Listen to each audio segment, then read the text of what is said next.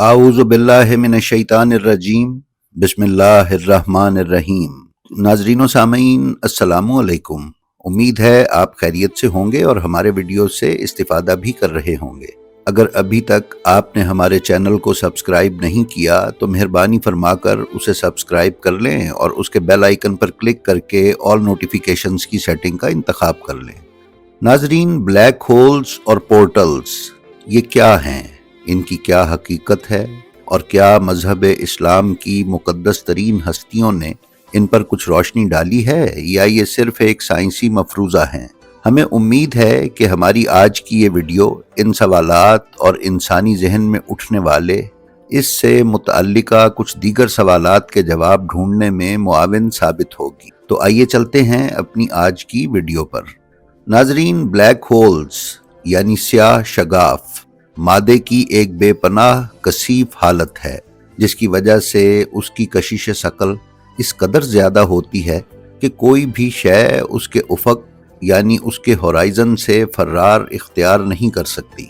आसान लफ्ज़ों में समझने के लिए ये कुछ इस तरह है कि ब्लैक होल कायनात का एक ऐसा अंधा कुआं या कीचड़ वाली दलदल है कि जिसमें जो चीज़ गिर जाए या दाखिल हो जाए उसका बाहर निकलना मुमकिन नहीं है।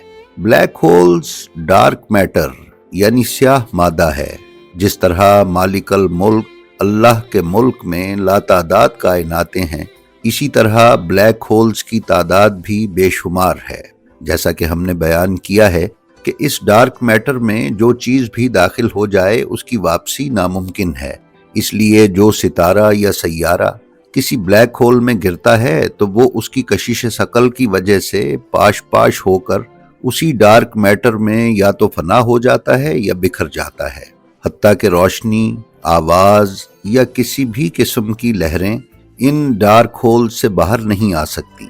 नाजरीन, साइंसदान इन डार्क होल्स में चीज़ों के जाने के बाद बाहर ना आ सकने की वजह ये बयान करते हैं कि ज़मीन की कशिश शकल से अरबों गुना ज़्यादा कशिश शकल रखने वाले इन डार्क होल से बाहर निकलने के लिए रोशनी की रफ्तार से भी कई गुना ज़्यादा रफ्तार दरकार होती है और कायनात में इस वक्त तक दरियाफ्त होने वाली सबसे तेज़ रफ्तार रोशनी की है। लिहाजा अपनी कम रफ्तार की वजह से रोशनी भी इन डार्क होल्स को उबूर नहीं कर सकती। ये डार्क होल्स क्या हैं, इनको समझने के लिए हमें साबुन की झाग की साख्त को समझना पड़ेगा। जब साबुन बहुत ज़्यादा मिकदार में झाग बनाता है तो हवा के हज़ारों छोटे छोटे बुलबुले आपस में मिलकर उस झाग को तख्लीक करते हैं। अब आप ये समझिए कि जैसे तमाम झाग, तमाम कायनातें और ब्लैक होल्स है। झाग में मौजूद लातादाद बुलबुलों का अंदरूनी हिस्सा ब्लैक होल, जबकि बुलबुले का बैरूनी हिस्सा कायनात है। और इस तरह लातादाद कायनातें और लातादाद ब्लैक होल्स उस मालिकुल मुल्क अल्लाह के मुल्क में शामिल हैं। नाजरीन, ब्लैक होल्स कायनात के ऐसे सरबस्ता राज हैं जिनकी खोज में हजारों साइंसदान महवे तहकीक हैं। साइंसदानों के मुताबिक जिस तरह कायनातें मुसलसल बढ़ती चली जा रही हैं, उसी तरह ब्लैक होल्स की तादाद में भी मुसलसल इजाफा होता रहता है। ये ब्लैक होल्स कैसे बनते हैं, तो इस बारे में कुछ इस तरह बयान किया जाता है कि जब सूरज से 20 गुना बड़ा कोई सितारा 3.5 अरब सेंटीग्रेड के हामिल सुपरनोवा की सूरत में फटता है तो उसका मलबा बेहद ज़्यादा स्पेस में फैलता है और साथ ही साथ उसकी कशिश इस कदर ज़्यादा होती है कि वो नाकाबिले तसव्वुर हद तक हर शय को अपने अंदर गिराता चला जाता है। जूं जूं उसकी किसाफत बढ़ती चली जाती है तूं तूं उसकी कुव्वते कशिश में इजाफा होता चला जाता है। हत्ता कि एक वक्त ऐसा भी आता है कि रोशनी समेत कोई भी शय उसकी कशिश से बच नहीं पाती। इसी को ब्लैक होल कहते हैं। नाजरीन, ये सितारे अपनी ही कशिश शकल में तवाजुन खोने की वजह से फटते हैं। यानी अगर किसी सितारे या सैयारे की कशिश अल्लाह के कायम करदा तवाजुन को बरकरार न रख सके तो फिर ये सितारा अपना वजूद कायम नहीं रख सकता और सुपरनोवा की सूरत में फट जाता है और आखिरकार ब्लैक होल में तब्दील हो जाता है। अल्लाह ताला ने इस जदीद तरीन नजरिए को 1400 साल पहले कुरान में कुछ इस तरह बयान फरमाया है। سورہ الزاریات کی آیت نمبر 47 میں ارشاد ربانی ہے، اور ہم نے آسمان کو طاقت سے بنایا ہے اور بلا شبہ ہم کائنات کو پھیلاتے چلے جا رہے ہیں۔ ناظرین، اللہ تعالیٰ نے سورہ زاریات کی اس آیت میں واضح طور پر کائنات کے پھیلاؤ اور طاقت اور قوت کا ذکر کیا ہے۔ یہی طاقت و قوت یعنی کشش جب کوئی سیارہ یا ستارہ کھو دیتا ہے تو اپنے وجود سے ہاتھ دھو بیٹھتا ہے اور بلیک ہول میں تبدیل ہو جاتا ہے۔ اس ستارے کے جو حصے اس بلیک ہول سے باہر رہ جاتے ہیں وہ نئے ستارے اور نئی کائنات بناتے ہیں۔ یوں قرآن مجید کی اس آیت کے مصداق کائناتیں اور بلیک ہولز مسلسل پھیلاؤ اختیار کر رہے ہیں۔ اسی طرح قیامت کے بارے میں اللہ پاک قرآن مجید میں سورہ التکویر کی آیت نمبر 1 سے لے کر 3 تک میں ستاروں اور سیاروں کے کائنات سے جھڑ کر گر جانے کو یوں بیان فرما رہے ہیں: جب سورج کو لپیٹ دیا جائے گا اور جب تارے جھڑ پڑیں گے اور جب پہاڑ چلائے جائیں گے۔ اسی طرح سورہ الانفطار کی آیت نمبر 1 اور 2 میں ارشاد ربانی ہے: جب آسمان پھٹ جائے گا اور جب ستارے جھڑ پڑیں گے۔ ناظرین، کتاب صحیح بخاری میں رسول اکرم صلی اللہ علیہ وآلہ وسلم کا ارشاد گرامی ہے کہ روز قیامت چاند اور سورج اپنی روشنی کھو کر ایک دوسرے سے جا ٹکرائیں گے۔ مختلف محدثین کے مطابق اس حدیث مبارکہ میں عربی کا لفظ مکوران اپنے اندر 3 معانی رکھتا ہے۔ نمبر 1، ستارے آپس میں ٹکرا کر ایک دوسرے کے اوپر جا چڑھیں گے۔ نمبر 2، ان کی روشنی ختم ہو کر بجھ جائے گی۔ نمبر 3، سورج اور چاند سمیت تمام ستارے اور سیارے تجاذبی انہدام کا شکار ہو جائیں گے، یعنی ایک دوسرے کے اتنے قریب آ جائیں گے کہ ان کی کشش ان کو ایک دوسرے سے ٹکرا کر تباہ کر دے گی۔ ناظرین، سورہ انبیاء کی آیت نمبر 104 کے مطابق کائناتیں لپیٹنے اور ستاروں اور سیاروں کو اٹھا اٹھا کر بلیک ہولز میں پھینک کر نیست و نابود کرنے اور دوبارہ سے تخلیق کر کے بسانے کا عمل اللہ نے صرف ایک بار ہی نہیں کیا، وہ اس عمل کو بار بار دہرا رہا ہے اور دہراتا رہے گا۔ اس کے لیے وہ سورہ انبیاء کی آیت نمبر 104 میں ارشاد فرماتا ہے: اس دن ہم ساری سماوی کائنات کو اس طرح لپیٹ دیں گے جیسے لکھے ہوئے کاغذ کو لپیٹا جاتا ہے، جس طرح ہم نے کائنات کو پہلی بار پیدا کیا تھا۔ ہم اس کے ختم ہو جانے کے بعد اسی عمل تخلیق کو دہرائیں گے۔ یہ وعدہ پورا کرنا ہم نے اپنے اوپر لازم کر لیا ہے، ہم یہ اعادہ ضرور کرنے والے ہیں۔ ناظرین، اب ہم آپ کی خدمت میں سورہ الرحمن کی آیت نمبر 33 پیش کرنے کی سعادت حاصل کریں گے۔ اللہ رب العزت کا ارشاد ہے: اے گروہ جنات اور اے انسانوں کے گروہ، اگر تم زمین اور آسمان کے کناروں سے نکل سکتے ہو تو نکل کر دکھاؤ۔ تم نہیں نکل سکتے مگر سلطان کے ذریعے۔ ناظرین، یعنی اللہ پاک اس آیت کریمہ میں ارشاد فرما رہا ہے کہ تم اس کائنات اور زمین کے کناروں سے باہر نہیں نکل سکتے، لیکن اگر تمہیں سلطان کی مدد حاصل ہو یا تمہارے پاس سلطان ہو تو پھر تم یہ کام انجام دے سکتے ہو۔ آیہ شریفہ میں اللہ تعالیٰ کی طرف سے ارشاد کیے گئے اس لفظ سلطان کے معانی ہر ترجمہ کرنے والے نے اپنی مرضی سے کیے ہیں۔ کسی نے سلطان کا ترجمہ قوت، کسی نے غلبہ، کسی نے طاقت، کسی نے زور، کسی نے مددگار اور کسی نے روح کیا ہے۔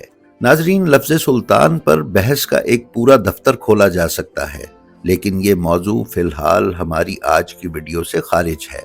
البتہ ہمیں یہ دیکھنا پڑے گا کہ یہ سلطان کون ہے کہ جس کی مدد سے ہم کائنات اور زمین کے کناروں سے باہر نکل سکتے ہیں۔ قرآن مجید میں سورہ الاسراء کی آیت نمبر 80 میں رسول اکرم صلی اللہ علیہ وآلہ وسلم کی ایک دعا ہے جسے اللہ تعالیٰ نے اپنے رسول کو تعلیم فرمایا۔ اس آیت یا دعا کا ترجمہ یہ ہے: اور کہہ دے پروردگار، مجھے سچے طریقے سے داخل کر اور سچے طریقے سے نکال اور اپنی طرف سے کسی کو میرا سلطان و مددگار قرار دے۔ آیت اللہ ناصر مکارم شیرازی نے تفسیر نمونہ میں بیان فرمایا ہے کہ رسول اکرم صلی اللہ علیہ وآلہ وسلم کے لیے خداوند عالم کا یہ دعا تعلیم فرماتے ہوئے ارشاد ہوا کہ اے اللہ اپنی طرف سے میرا سلطان و مددگار قرار دے، کیونکہ میں اکیلا ہوں اور تنہا کوئی کام انجام نہیں دے سکتا۔ خود اپنی طاقت کے بھروسے پر ان مشکلات کے مقابلے میں کامیابی حاصل نہیں کر سکوں گا، تو میری مدد کر اور میرے لیے مددگار فراہم کر۔ اہل سنت برادران کی چوٹی کی کتاب الفتح الربانی میں حدیث نمبر 8657 میں حضرت عبداللہ ابن عباس رضی اللہ تعالیٰ سے روایت ہے کہ نبی کریم صلی اللہ علیہ وآلہ وسلم مکہ میں تھے، پھر آپ کو ہجرت کا حکم ہوا اور اللہ تعالیٰ نے آپ صلی اللہ علیہ وآلہ وسلم پر یہ حکم نازل فرمایا۔ ناظرین، ہر شیعہ اور بیشتر اہل سنت مفسرین، محدثین، علماء اور مورخین نے مولا کائنات حضرت علی ابن ابی طالب علیہ السلام کو وہ سلطان قرار دیا ہے کہ جس کی دعا رسول اکرم صلی اللہ علیہ وآلہ وسلم کو سورہ الاسراء کی آیت نمبر 80 میں تعلیم کی گئی۔ جی ہاں، یہی وہ سلطان النصیرہ ہیں کہ جو نہج البلاغہ کے خطبہ نمبر 187 میں ارشاد فرما رہے ہیں کہ اے لوگو، مجھے کھو دینے سے پہلے مجھ سے پوچھ لو اور میں زمین کی راہوں سے زیادہ آسمان کے راستوں سے واقف ہوں۔ آسمان کے داخلی راستوں کو آج کل کی جدید اصطلاح میں پورٹلز کہا جاتا ہے۔ آسمان کے طاقتور ترین بلیک ہولز اور کائناتوں کو عبور کرنے کے لیے یہ پراسرار پورٹلز اور پوشیدہ راستے رسول اکرم صلی اللہ علیہ وآلہ وسلم نے شب معراج استعمال کیے۔ رسول اکرم صلی اللہ علیہ وآلہ وسلم کو معراج پر لے جایا گیا اور رسول اکرم نے اللہ کی طرف سے عطا کردہ جس انرجی اور اختیار کو استعمال کر کے یہ کائناتیں اور بلیک ہولز عبور کیے، اسے اس وقت کے عام اور غیر ترقی یافتہ ذہن کو سمجھانے کے لیے براق کہا گیا۔ ناظرین، لفظ براق برق سے نکلا ہے اور برق کے معنی بجلی، چمک اور روشنی کے ہیں۔ اس کے علاوہ آسمانی بجلی کے لیے بھی لفظ برق کا استعمال کیا جاتا ہے۔ ہم نے ویڈیو کے شروع میں آپ سے بیان کیا تھا کہ بلیک ہول سے باہر نکلنے کے لیے روشنی کی رفتار سے زیادہ رفتار درکار ہے، اور جیسے کہ ہم نے بیان کیا کہ رسول اکرم صلی اللہ علیہ وآلہ وسلم کی اس انرجی یا سواری کو آج سے 1400 سال پہلے بیان کرنے کے لیے براق کا لفظ استعمال کیا گیا، تاکہ اس وقت کا انسانی ذہن اس رفتار کو کچھ نہ کچھ سمجھ سکے، ورنہ سورہ رحمان کی آیت نمبر 33 کے مطابق کائنات سے باہر نکلنے کے لیے جس انرجی کی ضرورت ہے وہ سلطان ہے، اور رسول اکرم، حضرت علی اور ائمہ معصومین بذات خود کائنات کے سلاطین ہیں، جو اللہ کے حکم سے اللہ کے پورے ملک اور تمام عالمین میں تصرف رکھتے ہیں۔ ناظرین، یہ ہستیاں آسمان اور کائنات کے ان پراسرار پورٹلز کے مقامات کو جانتی تھیں، بلکہ کسی بھی مقام پر ایک ایسا نیا پورٹل تخلیق کرنے کی قوت اور طاقت بھی رکھتی تھیں کہ جو آسمان سے تو کیا، حتیٰ کہ زمین سے بھی کسی بھی کائناتی مقام تک رسائی ممکن بناتا ہو۔ اس ضمن میں کتاب مناقب السادۃ الکرام فی جواہر الخطب والکلام کے صفحہ 73 تا 75 پر ایک طویل روایت نقل کی گئی ہے، جس کا خلاصہ یہ ہے کہ رسول اکرم صلی اللہ علیہ وآلہ وسلم نے فرمایا کہ جو شخص مجھے سب سے پہلے علی کے جنگ ذات السلاسل سے لوٹنے کی خبر دے گا، وہ جو چاہے گا میں اسے عطا کروں گا۔ لہٰذا جناب سلمان محمدی نے سب سے پہلے رسول اللہ کو امیر المومنین کے لوٹنے کی خبر دی، اور انعام کے سلسلے میں جناب سلمان نے رسول اللہ صلی اللہ علیہ وآلہ وسلم سے معراج کے 18,000 رازوں میں سے ایک راز کے بتانے کا سوال کیا۔ یہ سن کر رسول اللہ نے مسکراتے ہوئے ایک پہاڑی کی طرف اشارہ کیا اور سلمان سے فرمایا، وہاں جا کر زمین پر ٹھوکر مارنا، تمہیں تمہارا انعام مل جائے گا۔ پس سلمان وہاں گئے اور پاؤں سے زمین پر ٹھوکر لگائی، زمین پھٹ گئی اور सीढ़ियां नमूदार हुईं। सलमान सीढ़ियों से नीचे उतरे तो क्या देखते हैं कि ताहद्दे निगाह एक नूरानी मुल्क है। उस मुल्क में 70 तबकात हैं और हर तबके में 70 कबीले आबाद हैं। उन कबीलों में 70 शाहराहें और हर शाहराह पर 70 मसाजिद हैं और हर मस्जिद में 70 मिंबर हैं और हर मिंबर पर मौला अली बैठे खुतबा दे रहे हैं। नाजरीन, आपने देखा कि जैसा कि हमने बयान किया था कि रसूल अकरम सल्लल्लाहु अलैहि वसल्लम ऐसे पुरस्रार पोर्टल से आगाह थे जो इस ज़मीन से ही दूसरी कायनातों में दाखिले के लिए इस्तेमाल होता था, और ये पोर्टल्स, ब्लैक होल्स और अल्लाह के मुल्क की तमाम कायनातें रसूल अकरम ताजदार अंबिया की ताबे क्यों ना हों, जबकि साबिका अंबिया भी ये पोर्टल्स और ब्लैक होल्स अपने तसर्रुफ में लाते रहे हैं। हम इस मौके पर आपकी तवज्जो जनाब ज़ुल्करनैन अलैहिस्सलाम के एक पुरस्रार पोर्टल को इस्तेमाल करने और ब्लैक होल में सफ़र करने के वाक़े की जानिब करवाते हैं। जैसा कि हम पहले बयान कर चुके हैं कि ब्लैक होल डार्क मैटर पर मुश्तमिल है। ये एक ऐसी तारीकी है कि जिससे रोशनी भी बाहर नहीं निकल सकती। शदीद तारीकी की इस कैफियत को अरबी में ज़ुल्मत और ज़ुलमात कहा जाता है। जनाब ज़ुल्करनैन अलैहिस्सलाम का पोर्टल से ज़ुल्मात तक यानी ब्लैक होल में सफ़र कुरान मजीद में सूरा अल कहफ की आयत नंबर 85 और 86 में बयान किया गया है। इरशाद रब्बानी है, तो वो एक रास्ते के पीछे चला यहाँ तक कि जब सूरज के गुरूब होने की जगह पहुंचा तो उसे एक स्याह कीचड़ के चश्मे में डूबता हुआ पाया, और उस चश्मे के पास ही एक कौम को पाया। तो हमने फरमाया, ए ज़ुल्करनैन, या तो तू इन्हें सज़ा दे या इनके बारे में भलाई इख्तियार कर। नाजरीन, उलमा बयान करते हैं कि हज़रत ज़ुल्करनैन आब हयात की तलाश में ज़ुल्मात में दाखिल हुए। आपके साथ हज़रत खिज़र अलैहिस्सलाम भी थे। तारीकी इस कदर शदीद थी कि जनाब ज़ुल्करनैन को अपने पाँव भी नज़र नहीं आते थे। जनाब खिज़र और हज़रत ज़ुल्करनैन के पास तारीकी दूर करने के लिए सुर्ख रंग का कुछ पत्थर नुमा ख़ास मटीरियल था। जब ज़ुल्मात की तारीकी में कुछ दिखाई ना देता तो वो एक पत्थर अपने हाथ से फेंकते और उसकी रोशनी में सफ़र करते। यूं कई दिन ज़ुल्मात में सफ़र करने के बाद हज़रत खिज़र को आब हयात का वो चश्मा मिला जिससे उन्होंने पानी पिया और गुस्ल किया, लेकिन जनाब ज़ुल्करनैन को वो चश्मा ना मिल सका। फिर कई दिन ज़ुल्मात यानी ब्लैक होल में सफ़र करने के बाद ये उससे बाहर तशरीफ़ ले आए। ज़ुल्करनैन के ज़ुल्मात यानी ब्लैक होल के इस सफ़र में हज़रत खिज़र अलैहिस्सलाम उनके सुल्तान थे, जो उन्हें ना सिर्फ उस ज़मीन बल्कि ब्लैक होल में लेकर गए और वहाँ से बाहर भी ले आए और उस ब्लैक होल में मौजूद किसी कौम या मखलूक से भी मिलवाया। नाजरीन, किताब मदीनतुल मुआजिज़ में हज़रत अली अलैहिस्सलाम के ये पुरस्रार पोर्टल्स इस्तेमाल करने के ज़िमन में बयान किया गया है कि जनाब सलमान मुहम्मदी ने अमीरुल मोमिनीन अलैहिस्सलाम से कायनात की सैर की ख्वाहिश की। जनाब अमीर ने जनाब सलमान की ये ख्वाहिश पर जनाब कंबर को हुक्म दिया कि वो 2 घोड़े लेकर आएं। जनाब कंबर 2 घोड़े लेकर हाजिर हुए। अमीरुल मोमिनीन अलैहिस्सलाम अपने घोड़े पर तशरीफ़ फरमा हुए और जनाब सलमान मुहम्मदी रिज़वानुल्लाह अलैह को स्याह रंग का घोड़ा दिया गया। फिर जनाब अमीर के हुक्म से ये दोनों घोड़े आसमान की तरफ परवाज़ कर गए।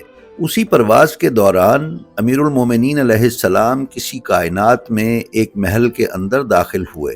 अमीरुल मोमिनीन ने पूरे महल की सैर की और उसके बाद आप उसकी छत पर तशरीफ़ ले गए, जहाँ आपके लिए सुर्ख सोने की एक कुर्सी मौजूद थी।